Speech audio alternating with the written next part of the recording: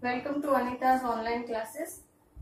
We were discussing class 10th science chapter 1 chemical reactions and equations, in which our next topic is types of chemical reactions. First type is combination reaction. Reactions in which two or more substances combine to form a single product. It means there are two or more reactants and product is one only. Let us take some examples. Mg plus O2 gives MgO. Mg magnesium, O2 oxygen, MgO magnesium oxide. In this reaction, magnesium, which is a metal, burns in presence of oxygen and it gives magnesium oxide. In this reaction, a magnesium ribbon is taken and it is burned, and when it burns, it combines with oxygen of air. And why does it combine with oxygen of air? Because oxygen supports the burning. Now, why do we call it as a combination reaction? Because two substances, that is magnesium and oxygen, are combining to form a single substance, magnesium oxide. Now we come to the next example. Hydrogen plus oxygen gives water. H2 plus O2 gives H2O. H2, that is hydrogen, is a gas. Oxygen is also a gas. They combine with each other to give a single product. Two gases are combining with each other to give a single product.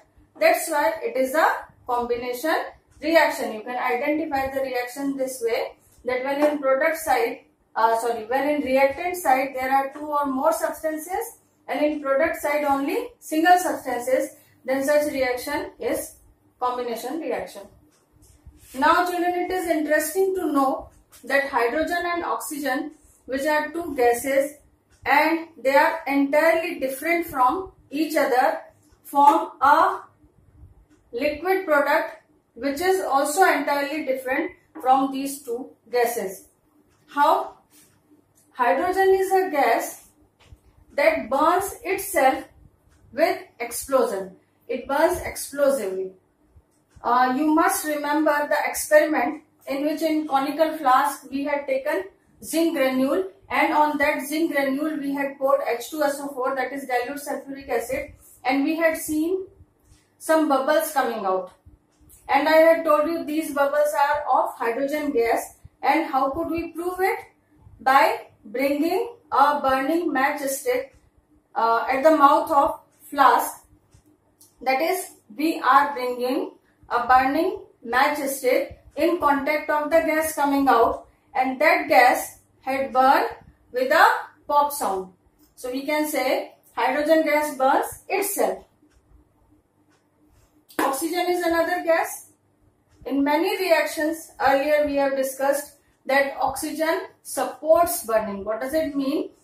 That when oxygen is present, the things can burn easily, but oxygen does not burn itself.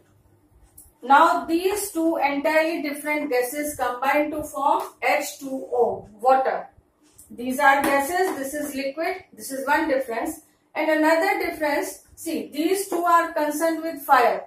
One is burning, other is supporting burning, and water is used to extinguish fire. Okay. So, let us take the next example. Carbon plus oxygen gives carbon dioxide. C plus O2 gives CO2. C, that is carbon, or we can say pure carbon or maximum amount of carbon is present in coal. When we burn coal, then this coal combines with oxygen present in air around it, because when it will burn, it will need oxygen. So it takes oxygen from air, it combines with oxygen and gives carbon dioxide gas.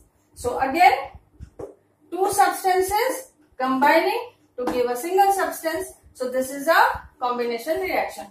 Let's take one more example.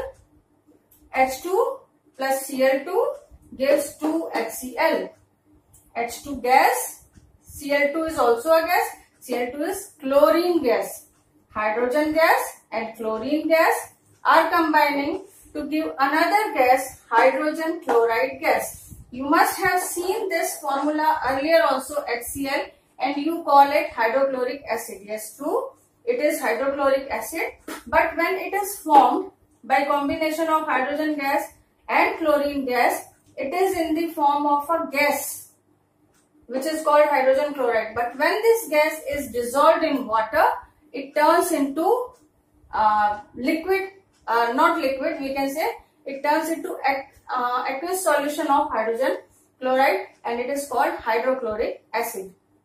Now we will take some more examples.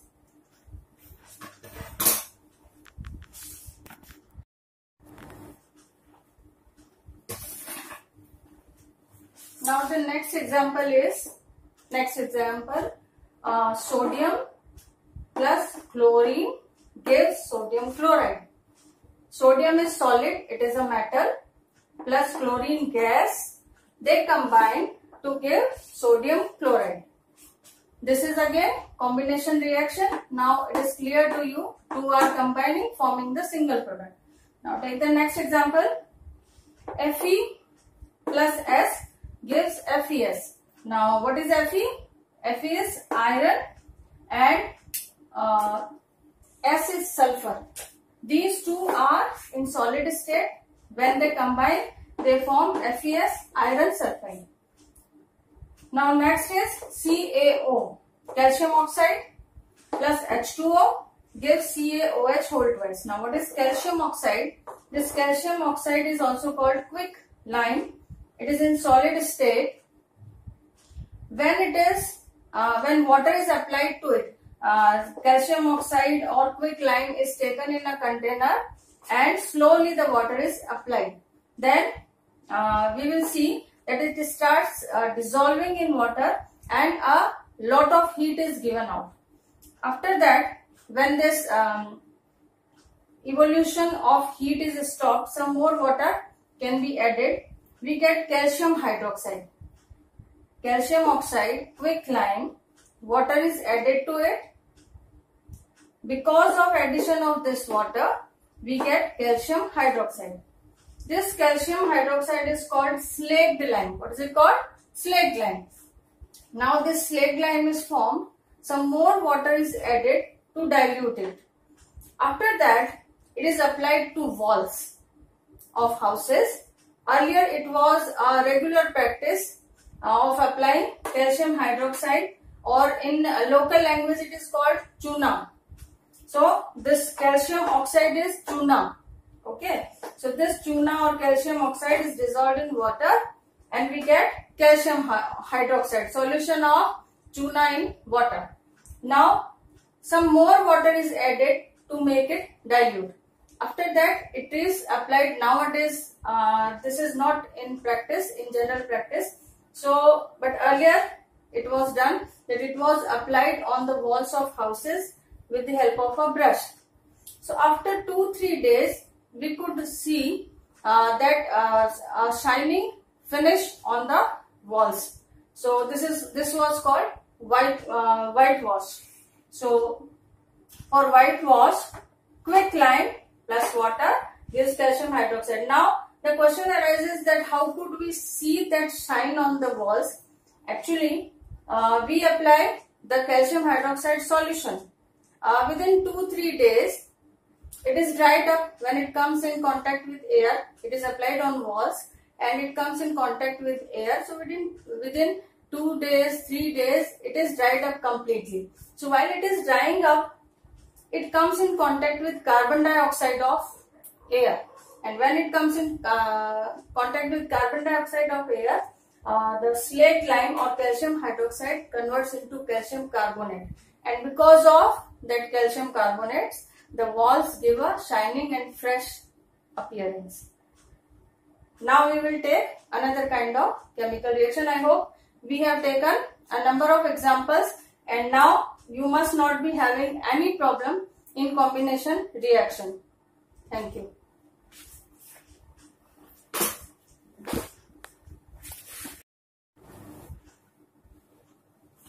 Now under types of chemical reactions, we are talking about the second type of chemical reactions, decomposition reaction.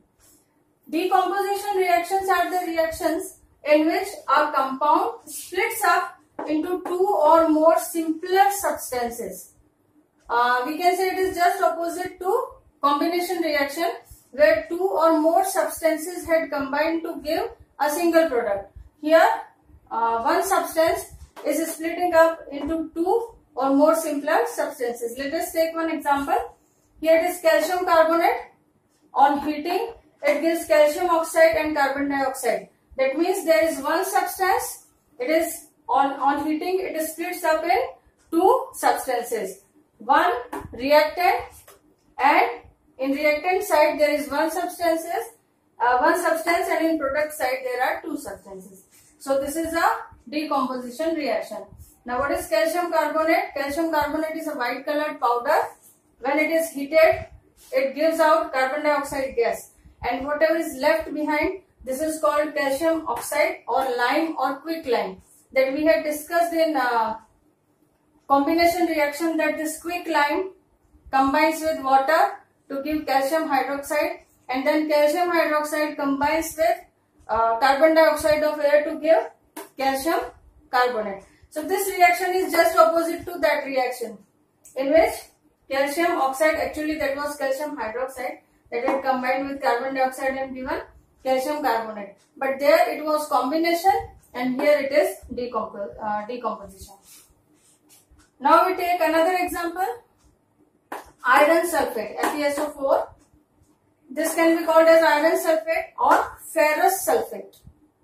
On heating, gives Fe2O3, ferric oxide, plus SO2 plus SO3.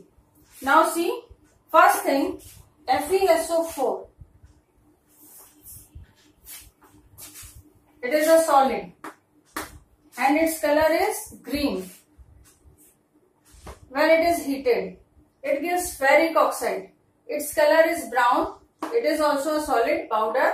Then sulfur dioxide and sulfur trioxide gases are given out. Sulfur dioxide, 2 oxygen atoms. Sulfur trioxide, 3 oxygen atoms. That's why it is called sulfur trioxide. Now, why we have written here ferrous sulfate and here ferric oxide? This is nothing. It is because of two types of valencies of iron. Iron has two types of valencies. One is +2 and other is +3. +2, +3. Because of having two types of valencies, it has two names. Ferrous when its valence is +2 and ferric when its valence is +3. It is clearly visible here, FeSO4. You must be knowing, then when we write a formula of a compound, then valency of this element will go to this one and valency of this group will go to this one. Okay, so this is sulfate group and its valency is -2. This is ferrous group and its valency is +2. So when ferrous two valency of ferrous is written with sulfate, or two valencies of sulfate is written with ferrous, then it is cancelled.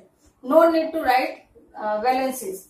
When two elements or two groups which are combining to give a compound and their valencies are similar or equal, then we do not write any valency. It is cancelled from each other. Now here it is ferric oxide. In ferric oxide you can see we have written Fe2O3. Though sulfate also has valency 2. Oxygen also has valency 2, but here we have mentioned 2 because here iron has valency 3. So valency of iron will be written with oxygen and valency of oxygen will be written with iron. So it will make a formula Fe2O3, and here valency of iron is 3. Valency of iron is 3. So this is called ferric oxide. iron with 2 valency is also called iron second, and iron with 3 valency is also called iron third. So this can also be called as iron second sulfate, and this can also be called as iron third oxide. Okay. Now exactly what happens by which this change occurs? Iron sulfate or ferrous sulfate, which is available in laboratory and which we use to perform this reaction or this experiment, is actually not FeSO4 itself. It is FeSO4 7H2O. What does it mean? Actually, this ferrous sulfate is a crystalline solid. Ferrous sulfate is a crystalline solid. Now, what does crystalline solid mean? Means it is in the form of crystals. And whenever crystals are formed, what is done? Water is taken, and in water, the powder of that substance is dissolved up to saturation.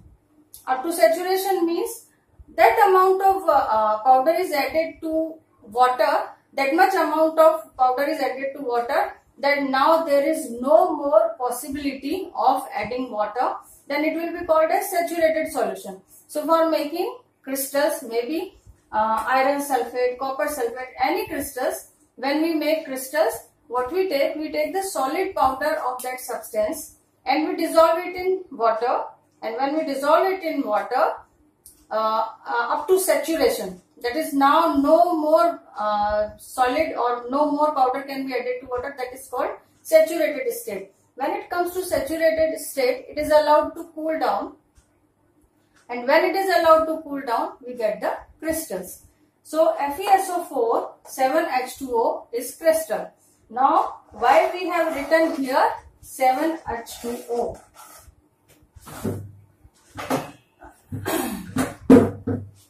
This H2O is actually called crystalline water. Crystalline water, I told you that we dissolve solid into water till saturation. So that water is present in that. When crystals are formed, the crystals are solidified, but water goes nowhere. So water is also present there. Okay. So this water we can say on one molecule, or even we cannot say one molecule. In class 9th you must have studied that this is actually called a formula unit. Because in crystals, all the one kind of atoms are surrounded with another kind of atom, and another kind of atom are surrounded by first kind of atom, and they make a complicated structure. So this cannot be called as a formula one molecule. We can call it as a formula unit, but for our convenience we call it as one molecule. So one molecule of FeSO4 is associated with 7 molecules of H2O in ferrous sulfate crystals. So this is also called ferrous sulfate heptahydrate. What is ferrous sulfate heptahydrate? Ferrous sulfate heptahydrate are the crystals of ferrous sulfate in which one molecule of ferrous sulfate is associated with 7 molecules of crystalline water. And as a result, it is called ferrous sulfate heptahydrate, and these crystals of ferrous sulfate heptahydrate or ferrous sulfate, they are green in color. So when we heat it, the first change that takes place in this ferrous sulfate heptahydrate or in the crystals of ferrous sulfate is that ferrous sulfate heptahydrate first of all gives out all the water. When all the water is removed, these crystals do not remain green and they convert into a white powder, and this white powder is ferrous sulfate. And now this ferrous sulfate, because it has loosened all its water molecules, is called anhydrous ferrous sulfate. Anhydrous means devoid of water. Hydrous word is for water. N means it is not present, it is absent. So anhydrous ferrous sulfate means the ferrous sulfate from which water is completely removed. This is called anhydrous ferrous sulfate and it is white in color. Now on further heating, it will combine with oxygen. Ferrous sulfate will combine with, it will not combine, ferrous sulfate will split. Ferrous sulfate will split into, oxygen is already there, it will split into ferric oxide, which is brown in color, and it will give sulfur dioxide gas and sulfur trioxide gas. So the boiling tube in which you are doing this experiment, you can, if you blow the air, blow the gas coming out from the boiling tube to your nose.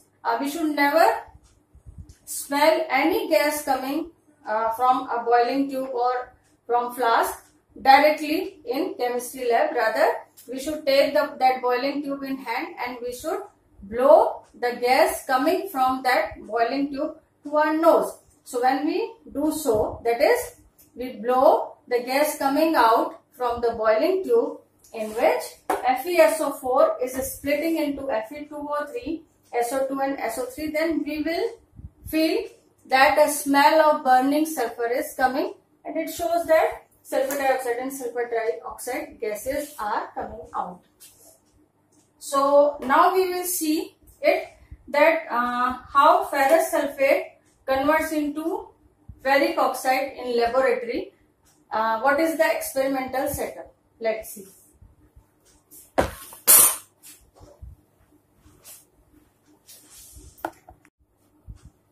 This is boiling tube. In boiling tube, we take ferrous sulfate crystals.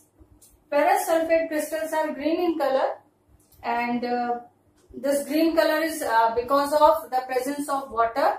And actually, the ferrous sulfate crystals are ferrous sulfate heptahydrate. We have already discussed. Now, when we start heating it, first of all, what we will see that on the walls of this boiling tube, we will see small droplets of water.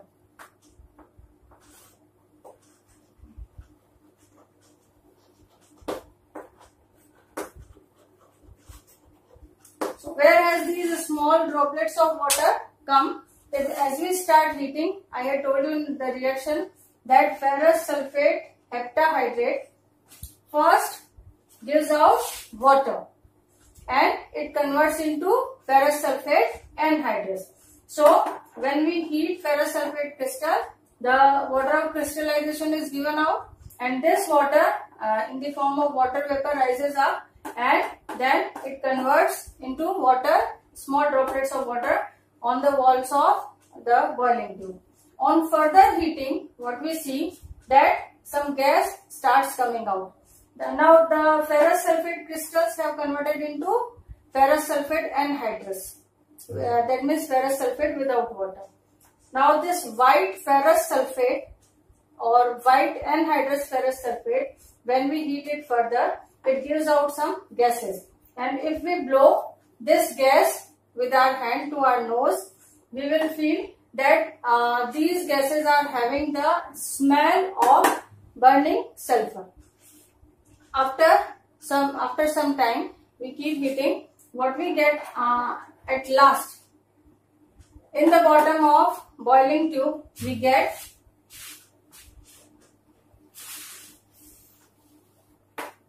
ferric oxide.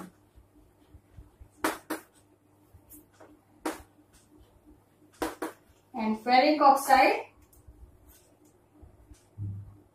is brown in color. Ferric oxide is brown in color. So this way, the ferrous sulfate crystals are converted into ferric oxide into laboratory. Now we will take some more examples of decomposition reactions.